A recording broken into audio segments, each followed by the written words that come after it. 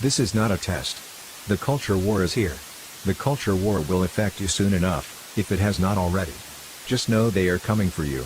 You cannot watch something of free thought anymore. This is not a test. The culture war is here. You will be watching one of the most unwanted videos, explaining the culture war. The political correct mobs may call you out, and steal your job. The intersectionality ideologues may destroy your future. The indoctrination of critical race theory can help you condemn yourself, and maybe they will let you be. Or maybe you will never be safe again.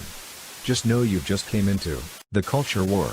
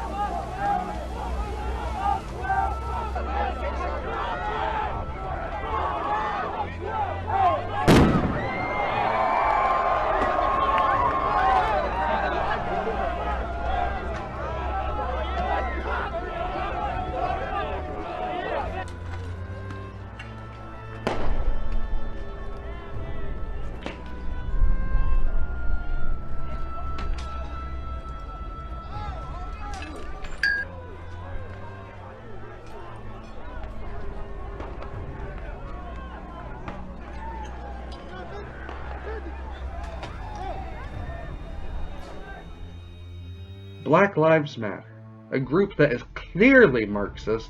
All you see is fire, destruction, riots, looting. They've not condemned looting. What has Black Lives Matter said? We support the looting. They have said that that is the way they are going to get reparations. I don't care if somebody decides to loot a Gucci or a Macy's or a Nike, because that makes sure that that person eats. That makes sure that that person has clothes. That is reparations. Anything they want to take it, because these businesses have insurance.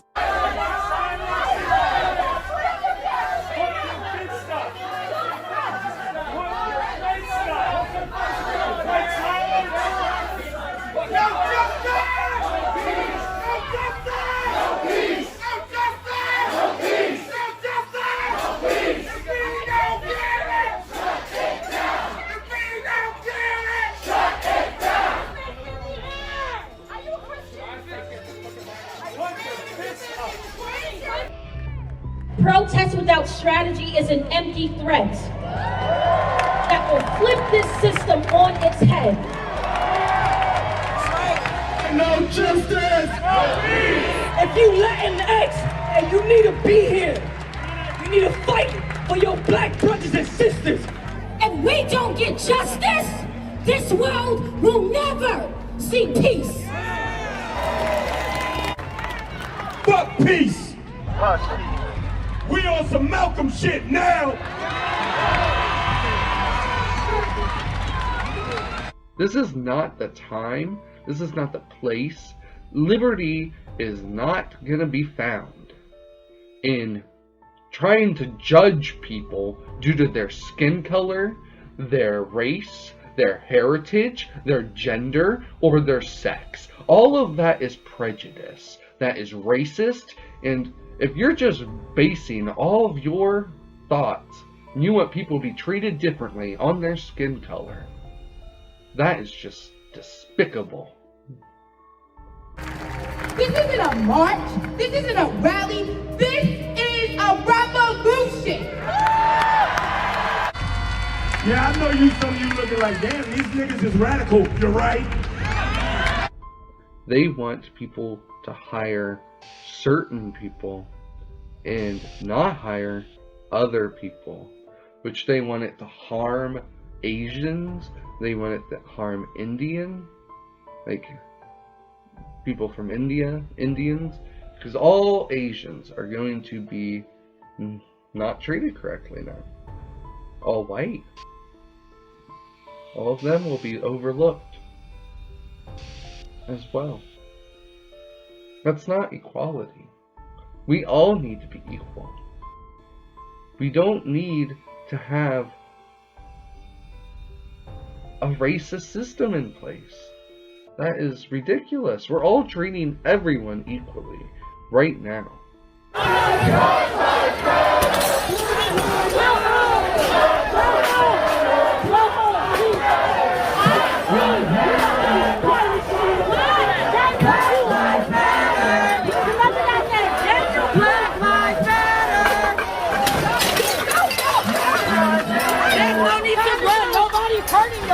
We're shutting the party down.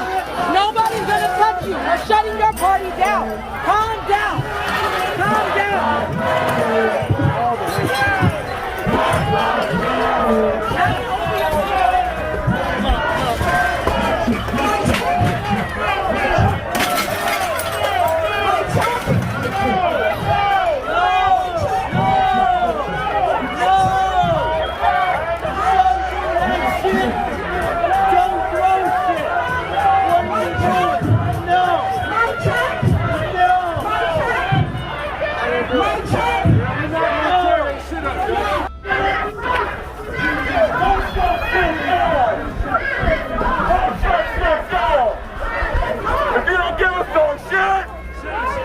You don't give us our shit! Don't shut shit down! We shut shit down! We shut shit down!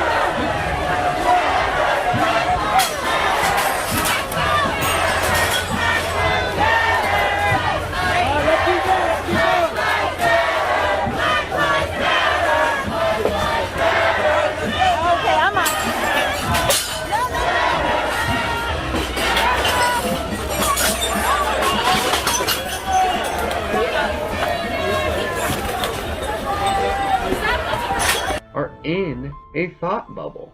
They don't see the damage and the divisiveness that is going throughout America. The damaged and burning cities, They were calling these peaceful protests like the mainstream media. Where are they to come and talk about the private property issues from these rioters? Nowhere. Like, some people want incremental change. We want revolution. Revolution. We want revolution.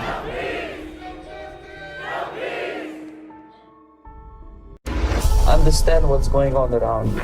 You are in a state of war, and you have precious little time to save yourself.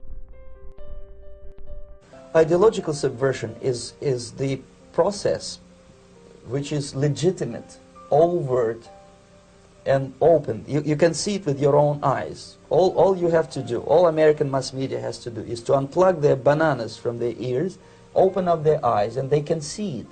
There is no mystery. There is nothing to do with espionage. I know that espionage intelligence gathering looks more romantic. It sells more deodorants through the advertising, probably. That's why your Hollywood producers are so crazy about James Bond type of thrillers. But in reality, the main emphasis of the KGB is not in the area of intelligence at all.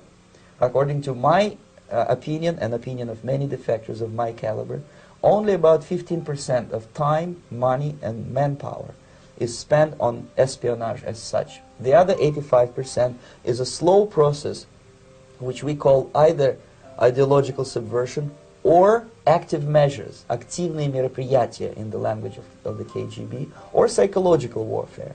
What it basically means is to change the perception of reality of every American to such an extent that despite of the abundance of information, no one is able to come to sensible conclusions in the interests of defending themselves, their families, their community, and their country. It's a great brainwashing process which goes very slow, and it's divided in 4 basic stages.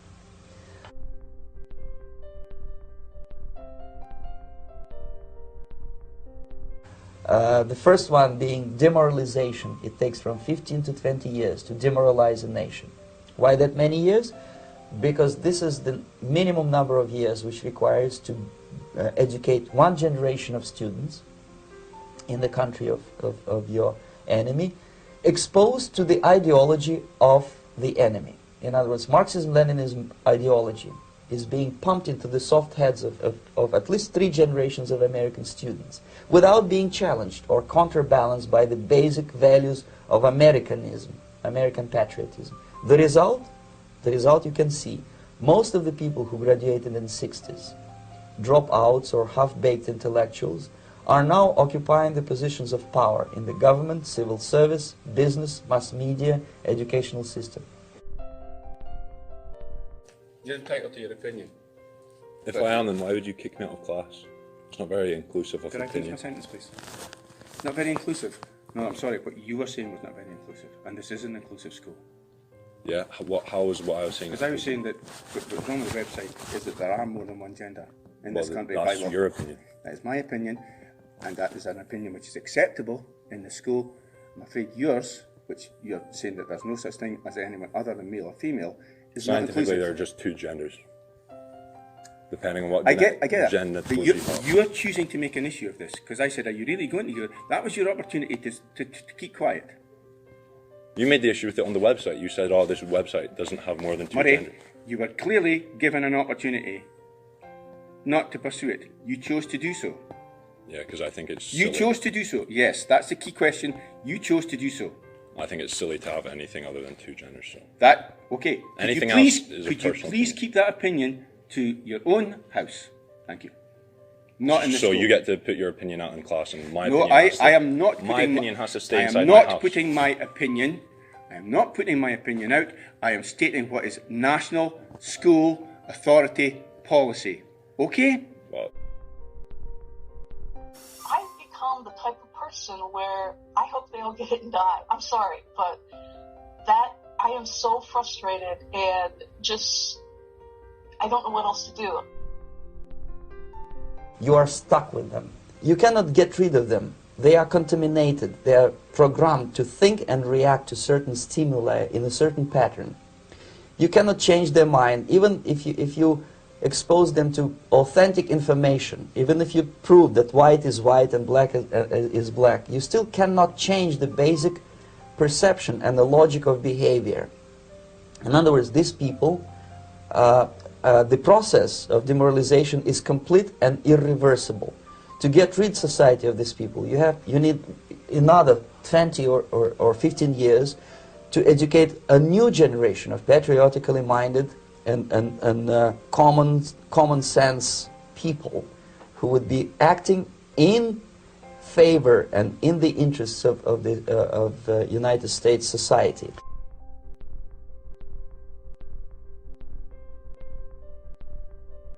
The next stage is destabilization. This time, subverter does not care about your ideas and the patterns of your consumption. Whether you eat junk food and get fat and flabby, it doesn't matter anymore. This time, and it takes only from 2 to 5 years to destabilize a nation, what matters is essentials: economy, foreign relations, defense systems. And you can see it quite clearly that in some areas, in such sensitive areas as defense and economy, the influence of Marxist-Leninist ideas in the United States is absolutely fantastic. I could never believe it 14 years ago when I landed in this part of the world that the process will go that fast.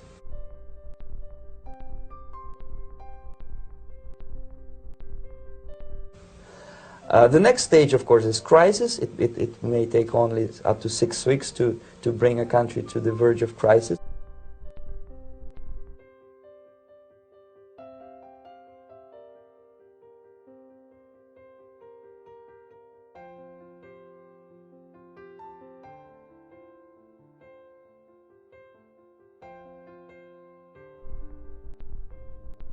You can see it in Central America now. And after crisis, with a violent change of power, structure, and economy, you have so-called the period of normalization.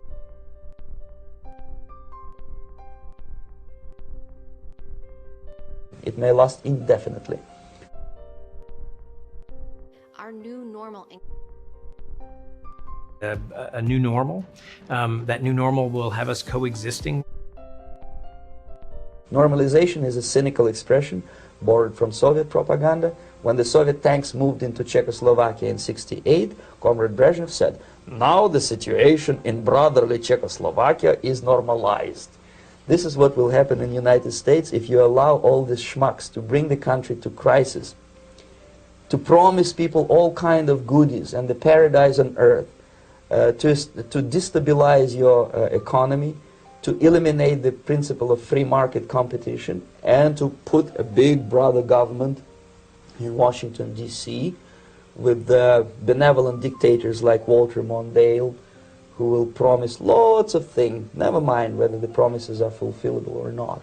He will go to Moscow to kiss the bottoms of new generation of Soviet assassins, never mind. He will create false illusions that the situation is under control. Situation is not under control. Situation is disgustingly out of control. Most of the American politicians, media, and educational system trains another generation of people who think they are living at a peacetime. False. United States is in the state of war, undeclared total war against the basic principles and the foundations of this system.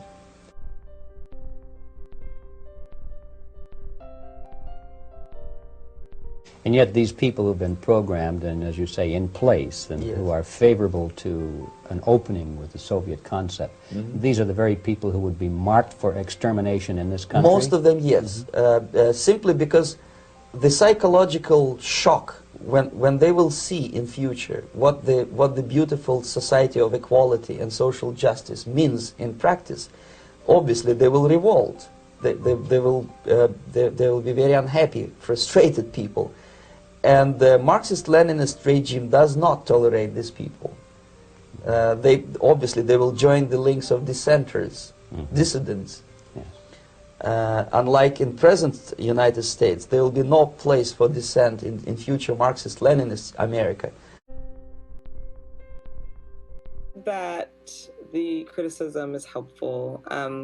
I also think that it might, I think of a lot of things. The first thing I think is that we actually do have an ideological frame. Myself and Alicia in particular are trained organizers. We are trained Marxists. We are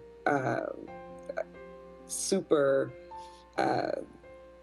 versed on sort of ideological theories.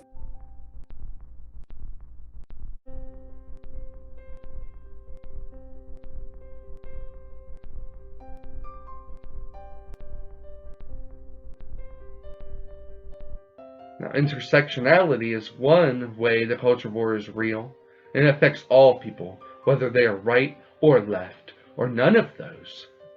Politics doesn't always weigh in on the idea of racist intersectionality. Now, intersectionality is defined as a theoretical framework for understanding how aspects of a person's social and political identities, examples are gender, race, sex, class, sexuality, religion, disability, physical appearance, height, and etc., combine to create unique modes of discrimination and privilege. Or in other words, it's a belief that we must treat others differently based on gender, sex, race, class, sexuality, religion, disability, physical appearance, height, and etc. It's a racist, sexist, and prejudiced ideology against all the factors that nobody can choose for themselves because it's how they were born. It's how they were born to be. But then also, this ideology is being prejudiced against people because of their religion, because they are healthy, because they are attractive, and way more other things like that. It's a false belief that stems from the lies of equity, since these ideologies are against equality. Anyone who says they want equity are therefore also against equality. Acts that must take place to actually get closer to an equitable. So I founded the Woke Coach because I really believe that racial equity is the defining issue of our time. The idea is usually through the view of the lens of this example. A black woman might face discrimination from a business that is not distinctly due to her race, because the business does not discriminate against black men, nor distinctly due to her gender, because the business does not discriminate against white women, but due to the unique combination of the two factors. But by using equity to try to fix this, by using intersectionality to try to fix this, they instead make new victims due to their ideology by making it limited or illegal to hire other races or sexes. The Trump administration is taking on affirmative action. You know that affirmative action. How much of a role should race play? Times recently reported that the Justice Department plans to investigate intentional race-based discrimination in college and university admissions, which could be a reference to affirmative action. Beneficiaries of affirmative action are. I'm blaming the incentives created by affirmative action. Race shouldn't be a factor. Corey Liu is a volunteer executive director for Students for Fair Admissions. The organization sued Harvard University in 2014. He claims affirmative action hurt Asian Americans, who reportedly have to go through a higher admission standard compared to other ethnicities. It doesn't matter whether I'm Asian, just look at me as an individual human being. So she would be accepted or hired. This in practice has led to Asians not being allowed to attend college without scoring higher on their SAT than all other races, since their ideology has led to the racist belief and they've fallen into their own thing they condemn. They've fallen into stereotyping. They think that Asians are smarter than everyone else, which is racist. Intersectionality also has led in practice African American, Native American, and Hispanic high schoolers having to score lower than the rest. Like they can score lower than the Asians, as they promote their racist ideology and stereotype that African American, Native American, and Hispanic people are stupider than the rest. And as a native, I find that abhorrently wrong, and I condemn the racist practice of intersectionality and their ideas of equity. All of this racism is said to be in the name of social justice, and that's a dog whistle for these weird ideology racists. They call themselves social justice warriors, or they always bring up privilege. Those are the dog whistles you can tell if they are racists who believe in these intersectionality ideas.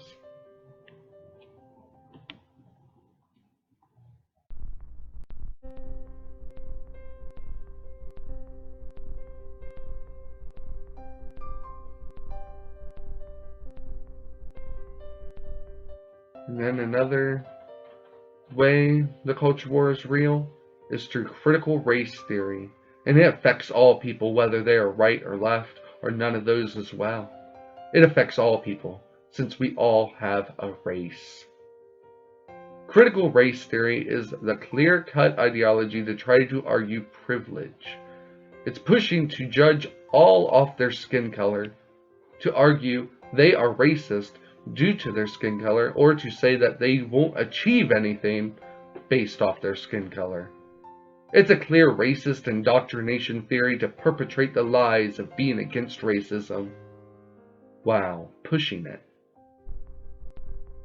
There was even the statue of an abolitionist being defaced with graffiti.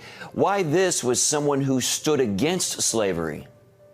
That's a really good question, and I don't know if there's a really good answer to it. But this happened in Philadelphia, and it was a statue of Matthias Baldwin, who was an early abolitionist who worked for about 30 years to end slavery and abolish it before it actually finally happened. Now, his story is they were calling him a colonizer and a murderer on the actual statue. And when you look at this man's life, he was an entrepreneur. He was very successful. And he actually used his own funding to educate black children. He was very passionate about this issue. And it seems like in a time where slavery was ingrained in society, that this was one of the guys who was a visionary and a leader in this movement. So it really doesn't make a whole lot of sense at all that this statue would be targeted. It really just kind of indicates that maybe these people have actually no idea who was on this statue at all.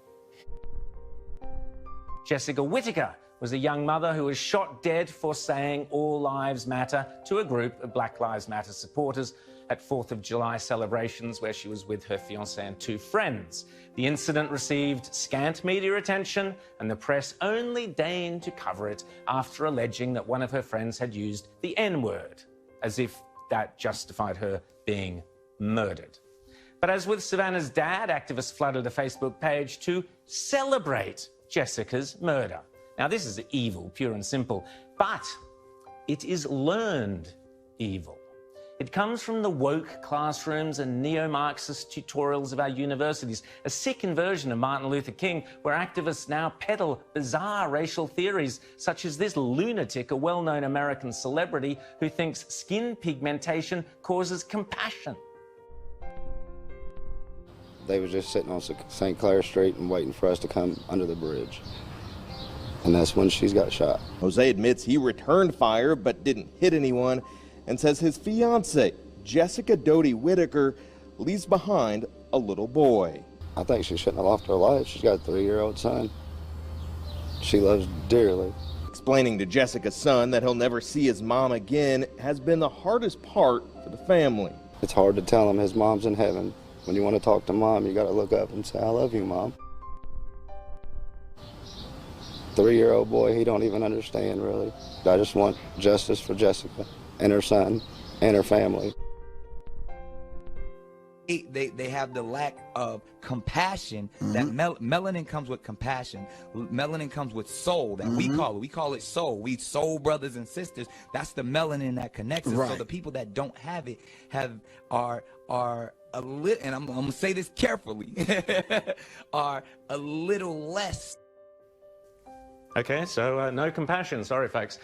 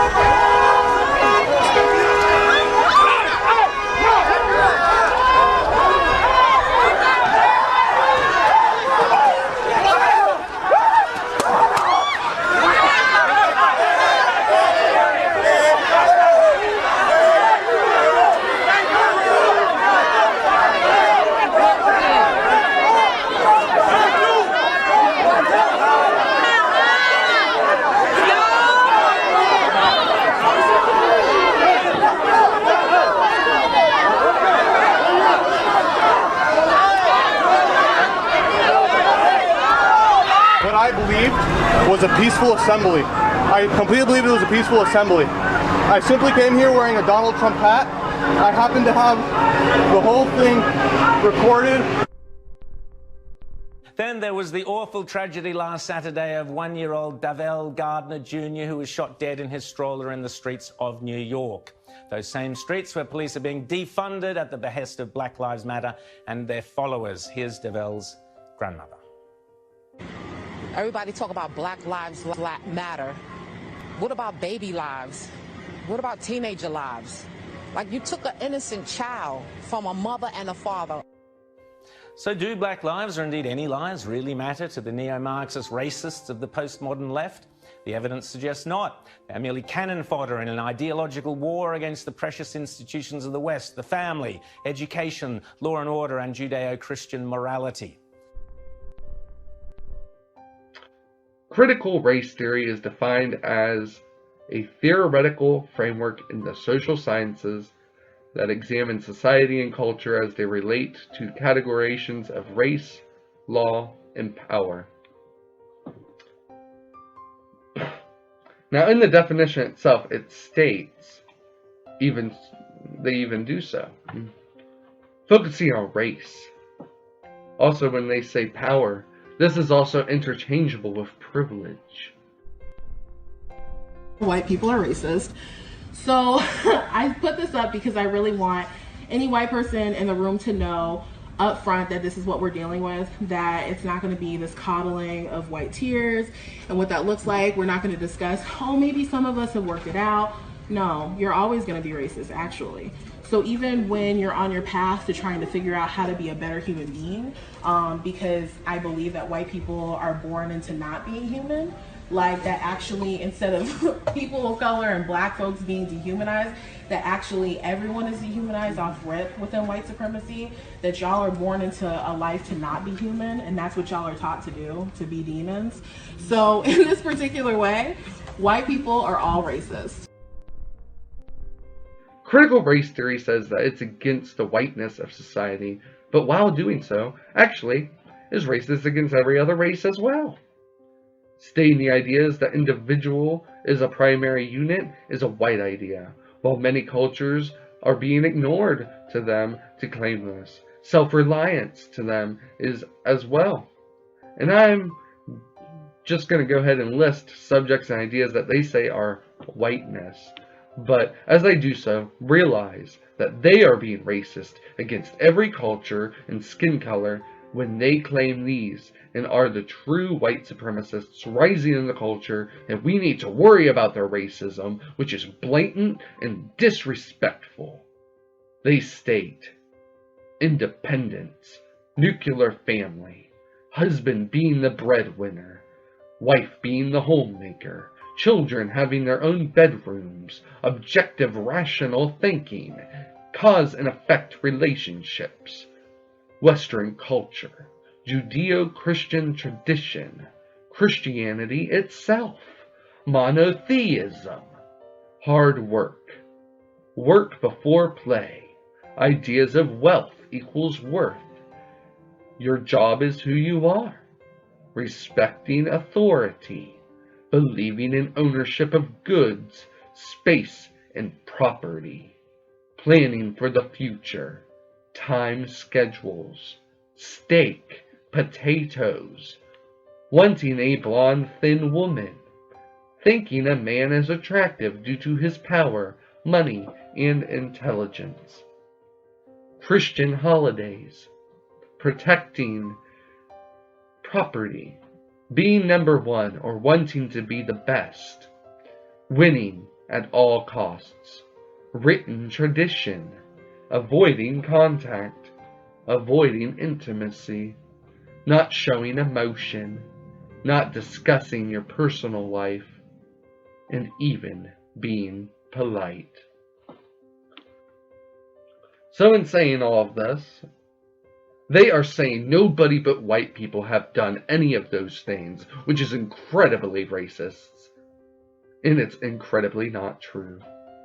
And they should all be ashamed of pushing their racist ideas into our culture. These ideas are in colleges, workplaces, high schools now, comic books, video games, movies, and I don't believe there isn't one culture that exists where they haven't infiltrated and tried to take it over with their ideas. This week in Sydney, I saw a child's drawing proudly displayed outside some terrace house. It looked like a school project and the drawing was of a black person with the letters BLM there and something about blacks all being murdered.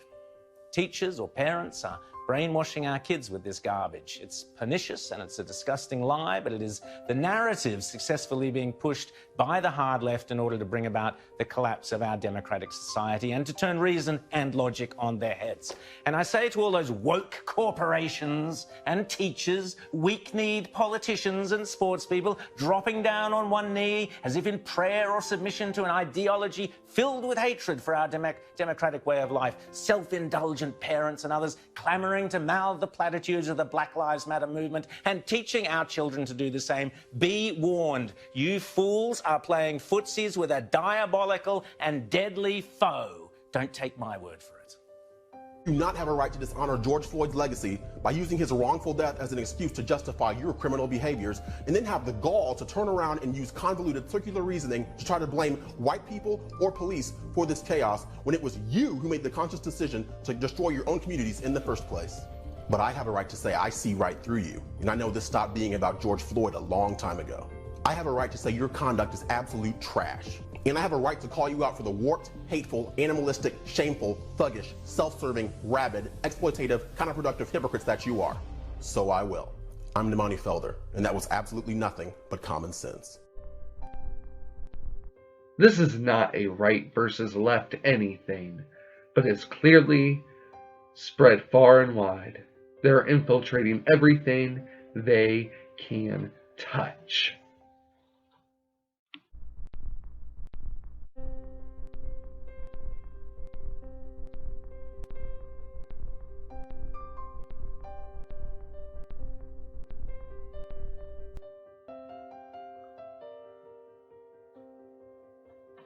Political correctness is another way that the culture war is real and affects all people, whether they are right or left or none of those. It even ignores some history because it is, as they would say, confusing or troubling. Now, political correctness is defined as a term used to describe language, policies, or measures that are intended to avoid offense or disadvantage to members of particular groups in society. In other words, it's diversion of our language to censor people and say their PC language is the only acceptable words to be used. I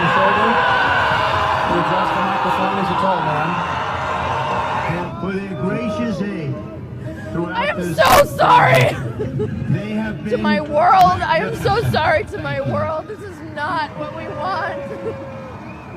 We will face challenges. There's so much potential But we will get the job done. for beauty and for devastation. In this one moment, it's just almost incomprehensible that they can exist right now. So, and we are grateful. So close. We love you back. We love you right back. We want to start off today, of course, recognizing International Women's Day. To all the powerful ladies and gender non-conforming femmes out there, we're here for you.